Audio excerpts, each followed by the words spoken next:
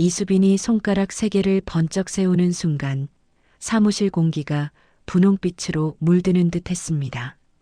오빠, 딱 3번이요. 그 한마디가 박성재의 결혼반지 자국 같은 과거까지 후벼 파고 회사를 지탱하던 메인 라인까지 통째로 흔들기 시작했어요.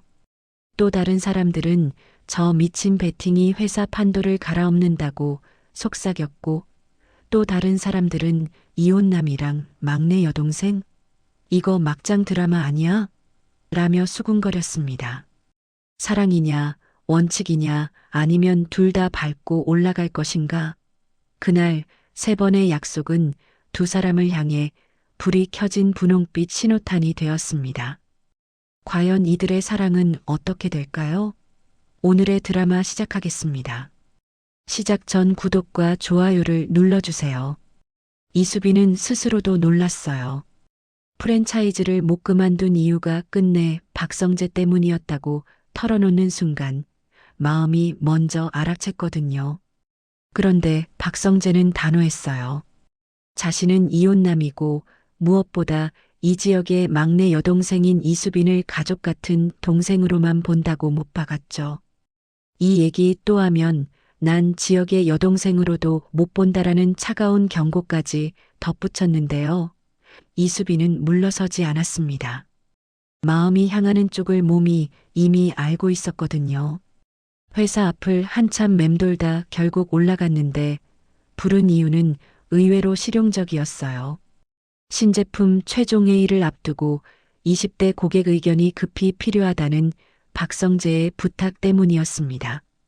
이수빈은 당장 고등학교 친구들과 연락을 돌렸습니다. 하은을 비롯해 데이터에 관심 많은 친구들을 모아 투표 링크와 사진, 코디 매칭 이미지를 만들었는데요. 밤새 정리한 표에는 흥미로운 흐름이 보였어요. 사내 투표에서는 1번이 1위였는데 실제 20대 표본에서는 2번이 압도적이었거든요. 이수빈은 왜 2번이 앞섰는지 데이터를 근거로 코디 예시까지 들어 분명히 설명했어요. 요즘은 편해야 하는데요. 동시에 예뻐야 하더라고요. 블랙 컬러가 캐주얼해도 정장에도 매칭이 좋았어요. 이 말이 박성재의 머릿속 어딘가에 오래 박혔습니다. 다음 날 박성재는 임원들 앞에서 먼저 데이터를 꺼냈는데요. 사내 투표 결과는 1번이지만 실제 20대 표본에선 2번이 1.8배 높았습니다. 게다가 5060대도 디자인을 본다는 현장 피드백이 동일하게 나왔습니다. 숫자와 코디 매칭 사진을 차례로 보여준 뒤 조심스럽게 제안했어요. 사내 투표를 무시하자는 뜻이 아니라 투표의 고객 데이터 가중치를 반영하자는 겁니다. 그래서 메인 라인은 2번으로 전환하고 1번은 레거시 라인으로 유지의 세대별 옵션을 두죠. 처음엔 원칙을 흔드는 것 아니냐는 반발이 나왔는데요. 박성재가 원칙을 보완해서 더 정확해지자는 제안이라고 정리하자 분위기가 가라앉았습니다. 잠시 침묵 끝에 회장이 말했어요. 좋다. 2번을 메인으로 가고 TF를 꾸려 홍보 생산 판매까지 한 몸으로 밀어라. 대신 수치로 증명해라. 회의는 그렇게 결론이 났습니다. 그 밤 박성재는 마음을 다잡으려 했는데요. 이수빈과 3번을 약속한 사실이 걸렸습니다. 업무와 감정을 분리해야 한다고 스스로를 다그쳤지만 머릿속은 그렇게 단순하지 않았어요. 낮에 들었던 이수빈의 목소리 나 진짜예요. 이번엔 장난 아니에요.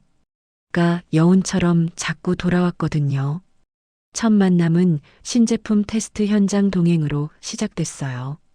이수빈은 고객 반응을 실시간으로 정리하고 그 자리에서 코디 매칭 사진도 더했죠.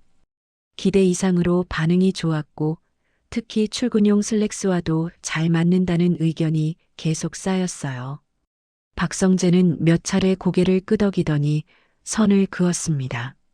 오늘은 일 얘기까지만 하자. 말은 부드러웠는데 듣는 사람 마음엔 살짝 차갑게 남더라고요. 이수빈은 알겠다고 웃었지만 속에서는 작은 불씨가 여전히 조용히 타고 있었습니다.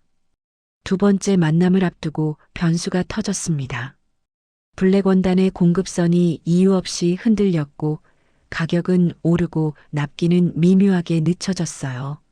누군가 압력을 넣는다는 익명의 연락까지 왔죠. 이수빈은 가만히 있지 않았습니다. 작은 공장들을 직접 찾아다니며 대체 소재를 탐색했고 그 과정에서 박영나와 마주쳤습니다. 박영나가 부드럽게 말했어요. 여긴 우리 엄마 고성이가 직접 관리하는 라인이에요. 이 라인은 납기단과 컬러까지 이미 정해진 기준이 있어요. 그 기준은 우리가 정하고 우리가 지킨다는 뜻이죠. 그 선을 넘기면 거래가 어렵습니다. 그제야 이수빈은 원칙이 품질 규정이 아니라 고성이가 쥔 공급망의 룰과 영향력이라는 걸 알겠더라고요. 부드러운 말끝이 사실상 경고로 들렸습니다. 그 사이 회사 안에선 또 다른 균열이 생겼습니다. 사내 투표 1위를 고수하던 라인이 재상정을 시도했어요. 박성재는 정면 돌파를 택했습니다. 말로 싸우지 말고 고객에게 묻자. 회사 로비에서 작은 라이브 체험을 열어 1번과 2번을 직접 신어본 뒤 즉석 투표를 받았고 결과는 미묘하게 2번 우세. 모두가 안도의 숨을 내쉴 때 구석에서 1번의 접착 문제가 의심되는 사진이 찍혔습니다. 익명 계정이 올린 한 장의 사진이 다음날 기사로 확대됐고 각도를 의도적으로 잡은 흔적이 보였죠. 박성재는 품질팀을 불러 즉각 점검을 지시하며 결과가 나올 때까지 함부로 말하지 않는다고 선을 그었습니다. 이수빈은 마음이 무거웠어요. 누군가 논쟁을 크게 만들고 싶어 한다는 느낌이 들었거든요. 두 번째 만남 당일 박성재는 여기서 관계를 정리하려 했습니다. 그런데 먼저 입을 연 건 이수빈이었죠. 오늘은 일 얘기 금지예요. 밥 먹고 얘기 조금만 해요. 식사가 시작되자 이수빈이 이상철 이야기를 꺼냈습니다. 정년 뒤 다시 새벽 산책을 시작한 아버지 얘기. 아버지는 원칙을 중시하시지만 가끔은 저랑 지역 취향에 맞춰 메뉴를 바꿔주세요. 라는 말에 박성재는 걸음을 멈추듯 생각이 멈췄어요. 원칙과 선택의 사이, 지금 자신이 딱 그 사이에 서 있구나 싶었거든요. 식사가 끝나갈 무렵 보안팀 전화가 울렸습니다. 내부 문건 유출 의혹이 TF에서 나왔다는 보고와 함께 증거 화면의 그림자 옆에 이수빈 프로모션 굿즈로 보이는 물건이 있다는 말까지 덧붙었죠. 공기는 순식간에 얼어붙었습니다. 그날 밤 박성재는 숨기지 않기로 했어요. 이수빈에게 사실을 알리고 오해가 생겼는데 내가 해결할게라고 말했습니다. 이수빈은 고개를 끄덕였지만 표정이 굳어 있었어요. 자신이 만든 쇼츠가 퍼지자마자 경쟁사가 제목 콘셉트컷 구성까지 거의 베낀 영상을 올려 조회수 역전이 났고 댓글창엔 또 똑같네 같은 익명 댓글이 줄줄이 달렸거든요. 그래도 이수빈은 울지 않았습니다. 대신 데이터 원본과 촬영 로그를 차분히 정리하며 증명하려면 먼저 차분해져야 해라고 스스로를 다독였어요. 이지혁은 상황을 빠르게 정리했습니다. 박성재의 절친이자 이수빈의 오빠니까요. 그는 박성재에게 조용히 말했죠. 성재야, 선은 지키자. 수빈 일은 내가 앞에 설게. 너는 회사 안에서 할 수 있는 걸 해. 곧바로 박성재는 보안팀과 분리해 움직였습니다. CCTV 복원을 요청하고 접근 권한 로그와 사내 메일 포워딩 이력을 확인했죠.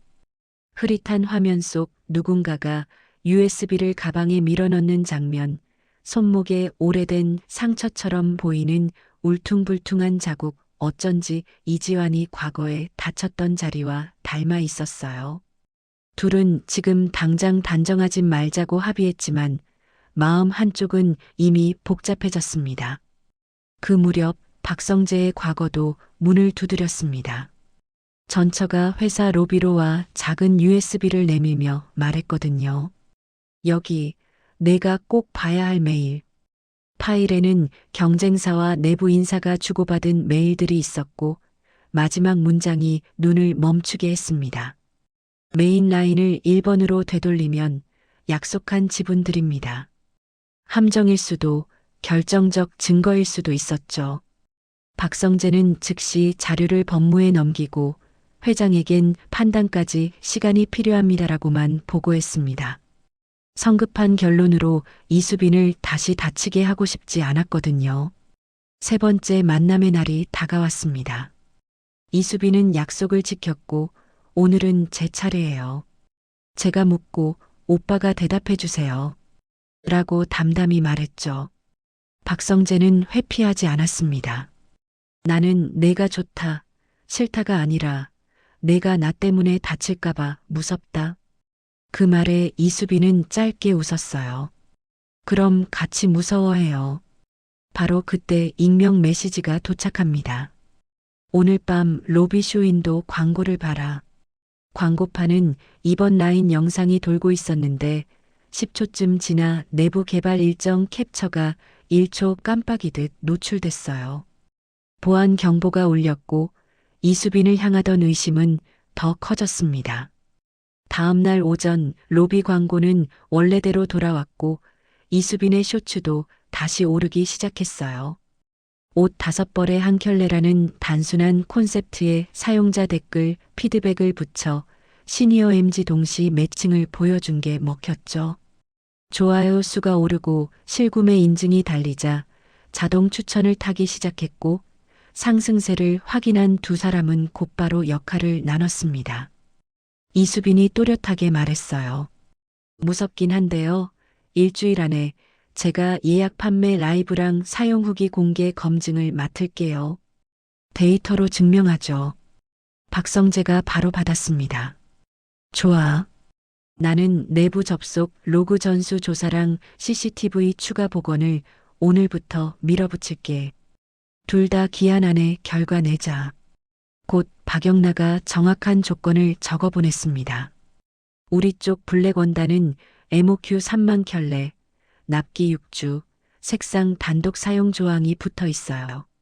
이 조항 때문에 당신들이 말하는 이번 메인이 타브랜드 캡슐 컬러와 충돌합니다.